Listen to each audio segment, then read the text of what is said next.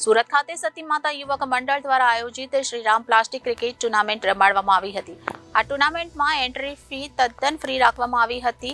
આ ટીમમાં 32 ટીમોએ ભાગ લીધો હતો. ભારતભરમાં રામનવમીનો પર્વ ધૂમધામથી મનાવવામાં આવી રહ્યો છે, ત્યારે સુરત ખાતે સતી માતા યુવક મંડળ દ્વારા આયોજિત શ્રીરામ પ્લાસ્ટિક ક્રિકેટ ટુર્નામેન્ટ રમાડવામાં આવી હતી. આ ટીમના સ્પોન્સર તરીકે ફેનિલભાઈ છોવાણા તથા પ્રથમભાઈ શાહ દ્વારા ક્રિકેટ ટુર્નામેન્ટ આયોજન કરવામાં આવ્યું હતું. આ ટુર્નામેન્ટમાં એન્ટ્રી ફી તદ્દન ફ્રી રાખવામાં આવી હતી. આ ટીમમાં 32 ટીમે ભાગ લીધો હતો. ક્રિકેટ ટુર્નામેન્ટમાં લઈને લોકોમાં અનોખો ઉત્સાહ જોવા મળ્યો હતો. આ ટુર્નામેન્ટ ગલી ક્રિકેટ ટુર્નામેન્ટ તરીકે રમાડવામાં આવશે.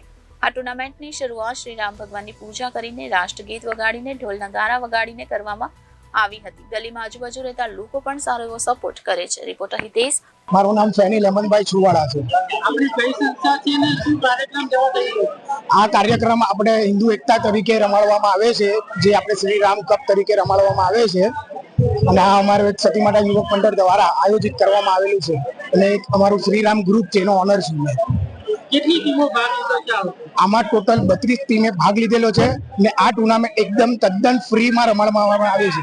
1 પણ રૂપિયા એન્ટ્રી લેવામાં આવી નથી આ ટુર્નામેન્ટમાં. ક્રિકેટ તો ગ્રાઉન્ડમાં રમાય છે, તમે શેરીમાં રમાડો છો, શું છે?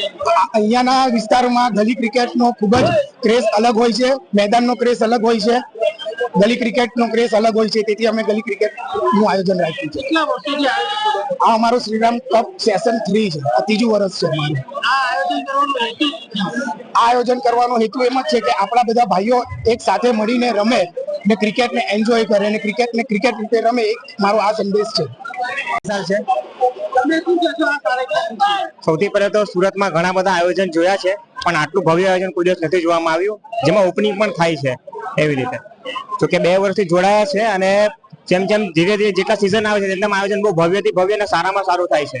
તે બદલ મેં ફેનિલભાઈને આભાર માનીશ કે તમે મને બોલાવ્યા એના માટે.